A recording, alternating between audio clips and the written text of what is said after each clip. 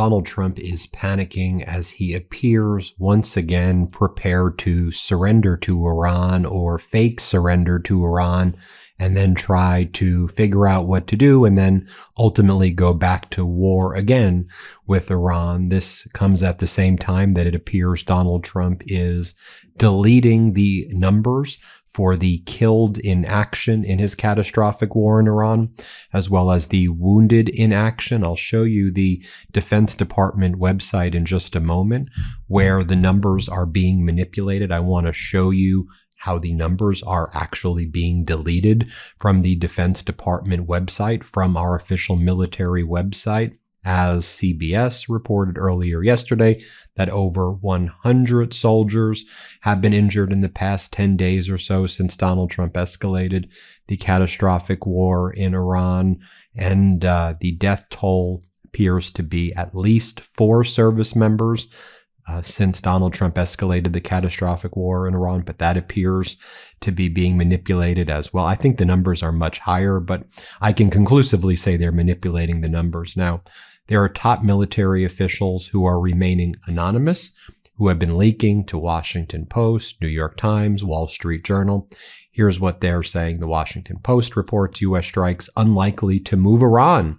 Intelligence reports say American agencies see a long standoff between Tehran and Washington as Iran is unlikely to soften its negotiating position because of the recent U.S. military action. Oh, that's a shocker. Who would have predicted that? Now, Donald Trump's personal stenographer, Barack Ravid, meanwhile, is saying that Donald Trump stands at a crossroads. On the one hand, he's considering a mediation. On the other, it's escalation. And this, as Washington Post, New York Times, and Wall Street Journal are all reporting that the United States has run out of munitions, that we don't have the capabilities right now to escalate even if we want to. But Barack Ravid, Donald Trump's stenographer, says Trump is approaching a crossroads in the war against Iran, as senior American and Israeli officials claim that he faces only 2 realistic options: promoting a new 10-day ceasefire designed to lead to reopening the Strait of Hormuz, or launching a new and far-reaching military campaign together with Israel, aimed at forcing Tehran to surrender. Washington is simultaneously preparing for mediation talks to fail. So the U.S. has sent dozens of fighter jets and refueling aircraft to the region, assembling the forces needed for a major escalation. This, as Barack Ravid, Donald Trump's stenographer, says, Qatar, Egypt, Pakistan, and other regional mediators have presented the U.S. and Iran with a proposal for a 10-day ceasefire. Now, why would Iran want to enter into a 10-day ceasefire when it's always used by the Trump regime in order to recalibrate and further escalate? Right now, Iran is pounding U.S. military bases in the neighboring Arab nations. Just last night, and I know this wasn't really widely reported, but Iran very strategically knocked out early radar detection in Kuwait, in Jordan, in Bahrain. They are surgically striking the early radar detection, the early sirens that you would normally hear before. You ain't getting any warnings about that anymore when Iran is shooting its ballistic missiles and Shaheeds. I mean, that's one of the things that the soldiers in Jordan have reported as well. You know, when those soldiers were killed in Jordan in the barracks, they barely even heard any warning, because what Iran is very surgically doing is striking surveillance. They're striking the early warning detection systems. They're striking the interceptor systems. That's what they're hitting. So I want to go back to where I started, though, in this video, and I want to show you how the Trump regime is manipulating the wounded in action and killed in action data right here. So this is the Department of Defense website right here. This is the military website that reports out U.S. military casualties, official website. And at first, on the website, the casualty total for Operation Epic Fury was updated in the Defense Casualty Analysis System. So if you looked at KIA, killed in action, there were 4 soldiers added who were killed in action, because that's what was reported in the past 24 to 48 hours. And then the wounded in action increased by 20 to 447 from 427. But then at around 11 p.m. last night, that changed.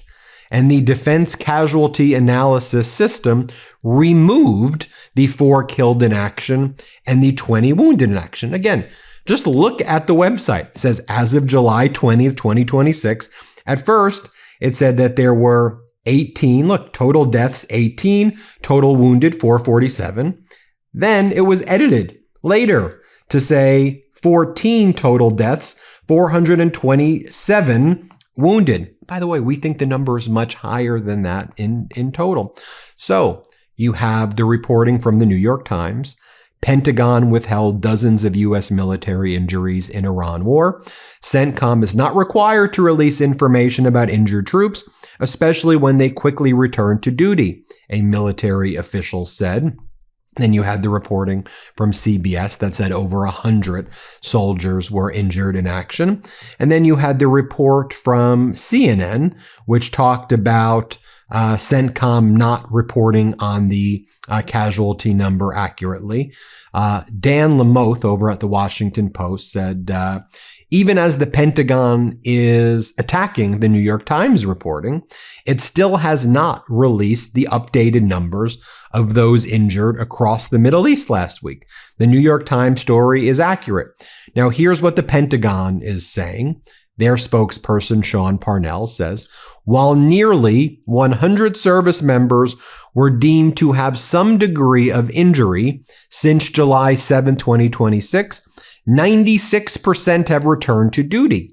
They are determined to get back in the fight. The vast majority of injuries experienced were minor concussions. Further updates will be posted on the Defense Casualty Analysis System. God is good. So that's why I looked at the Defense Casualty System. And I saw at first there was 4 deaths added and 20 injuries added. And then those were quickly removed from the website. And there's no such thing as a minor concussion, especially when you're hit by a ballistic missile. I just want you to think about minor concussions like an oxymoron. Yeah, when a ballistic missile or a Shahid drone slams into your barracks and you're saying it's a minor concussion, y'all are downplaying traumatic brain injuries. These are obvious examples, in my opinion, of TBIs. If you just look at the satellite image of the damage done, and if you just think about the impact that a ballistic missile or a Shahid drone hitting a base would have, to say, oh, these were just minor concussions. And it is deeply alarming that the Trump regime and Defense Department would treat minor concussions as minor concussions when you're referring to traumatic brain injuries. So if you're lying about that, if you're lying about the casualty system website, and Donald Trump always lies about numbers, I would suspect that the casualty number is probably multiples of what y'all are saying. I want to talk about this as well because this highlights, I think, my point also. So on July 19, 2026, CENTCOM posted the following. Yesterday, U.S. Central Command, so yesterday from this post would have been July 18th, U.S. Central Command announced the passing of 2 U.S. service members and the missing status of 1 in Jordan following an Iranian attack on July 17th. So that's 3 people. 2 deaths, 1 missing. After a thorough search, U.S. military personnel found unidentified remains at the location earlier today. So that was the 3rd person. 3 people died. An examination process to verify the remains is ongoing. That was July 19th, they said that. Separately, a U.S. service member in northern Iraq was killed in action July 18th during a controlled detonation of an unexploded ordnance from a downed Iranian one-way attack drone. A second service member was wounded and continues to receive medical treatment for a minor injury. Again, why are you saying minor injury? The description of what took place: a drone, likely a Shahed, in a controlled detonation, as you claim, explodes. It kills one person. I don't think the other person got a minor injury in that incident. And how dare you call that a minor injury and push people with TBIs to go back to where it's ridiculous? It says CENTCOM is withholding additional information, including the identities of the missing and fallen warriors, out of respect for the families. So, yesterday they announced and they showed the photos of two of the service members, KIA, killed in action. And then yesterday, what did they talk about? There was two service members killed. And they wanted us to ignore the service member, the soldier killed in Iraq. That's 3. And then the other soldier in Jordan who died as well with the other 2, whose remains were found on July 19th. So that's 4. That's why on the website, it had +4 originally on the defense casualty analysis. But then they deleted the +4, and then they deleted the +20 wounded in action.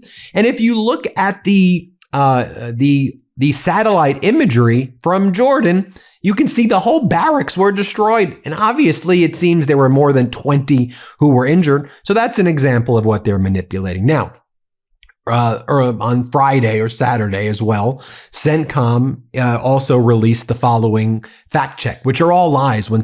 How horrific that this is what CENTCOM has become. Claim: Iranian forces claim they attacked Al-Tanf garrison in Syria and captured or killed American troops in the process. False. Fact: no U.S. troops in the region have recently been killed or captured. Well, we know that's false. There were troops in the region who were killed in Iraq and in Jordan. And then CENTCOM and the Trump regime denied any impact at Al-Tanf, except the IRGC did hit right next to Al-Tanf. Technically, Al-Tanf is at the border of Syria and Jordan, and Iran successfully struck the area right by the border. And so I guess the Trump regime is saying, well, you didn't specifically hit the Al-Tanf area. Instead, you hit the U.S. Special Operations Outpost Tower 22 on the Jordan-Syria border near Rukban.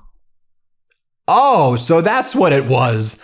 And the Trump regime, acts like that never happened. But it was, to be clear, Iran successfully struck, as they said they did, right next to Al-Tanf. Okay, it wasn't Al-Tanf itself. It was right down the road, a special operations outpost.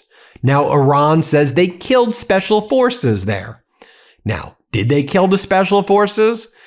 Is the Trump regime covering up the death of special forces? Because perhaps it's easier to cover up the deaths of special forces versus a private and, another similar ranking individual at the base in Jordan.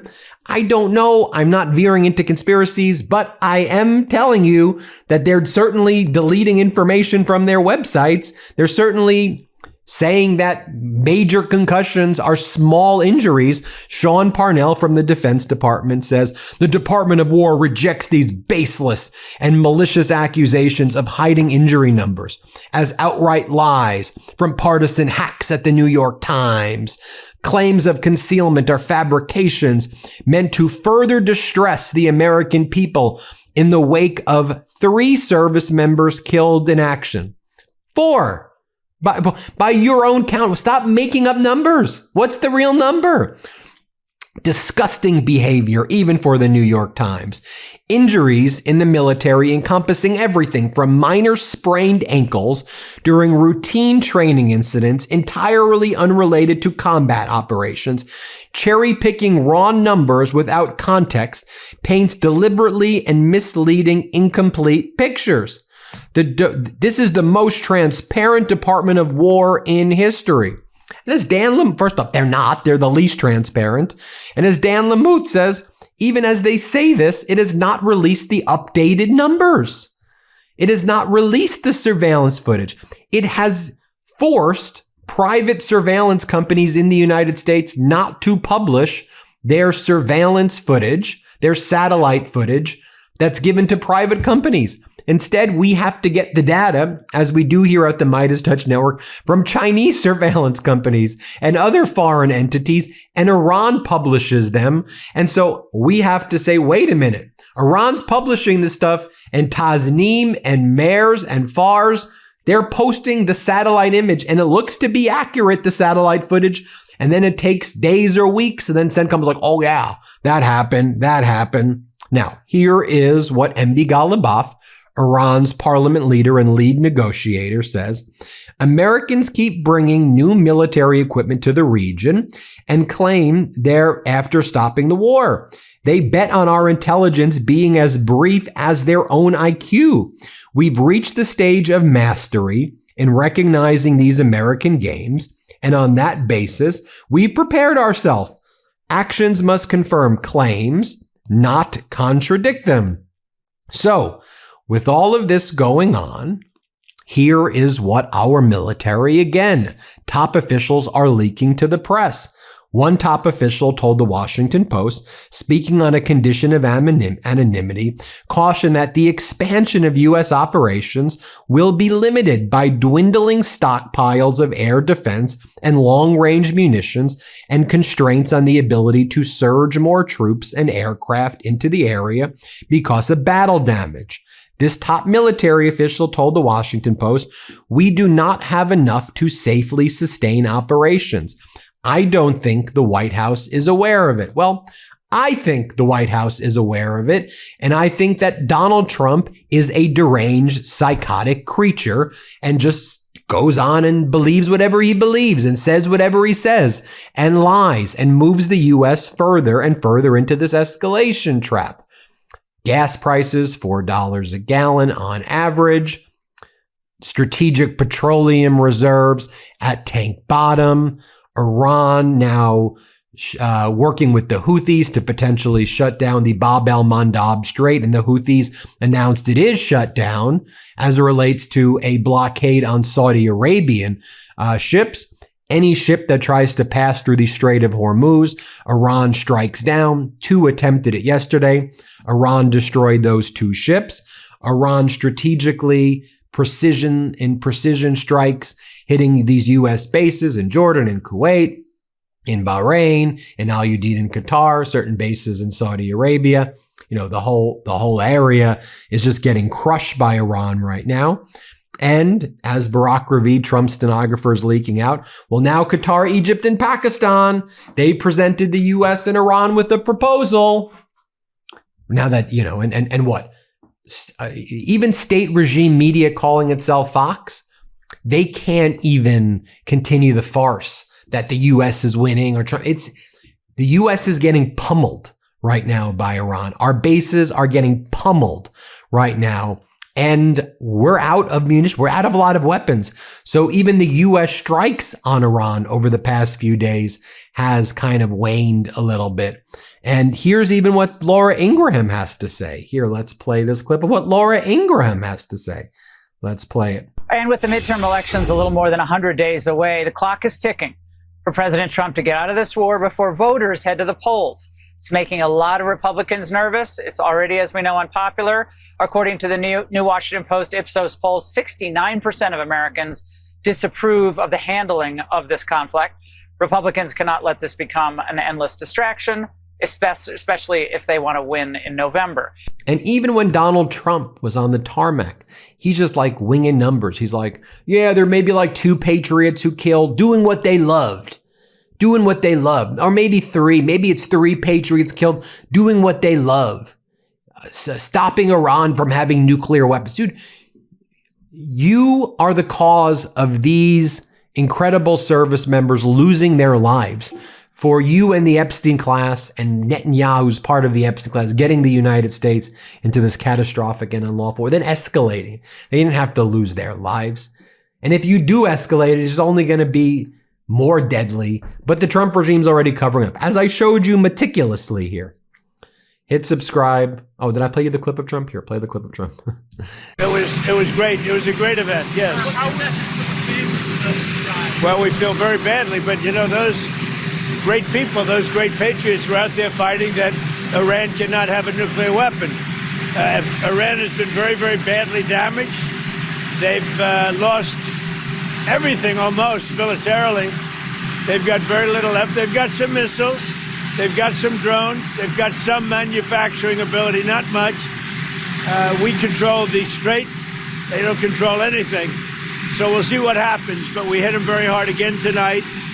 And we did that in honor of the probably three. It's probably three as opposed to two great patriots. Hit subscribe. Let's get to 7 million subscribers. Thanks for watching. Oh. WTF America. Can you put in the comments below WTF if you pre-ordered WTF America? Put in the comments WTF if you got pre-order it now. It comes out October, but it really helps if you pre-order it now. All right, thanks for watching. Hey, if you want the full story, how democracy got here and how we take it back, pre-order our new book, WTF America, today. Just scan the QR code or click the link in the description. Let's do this.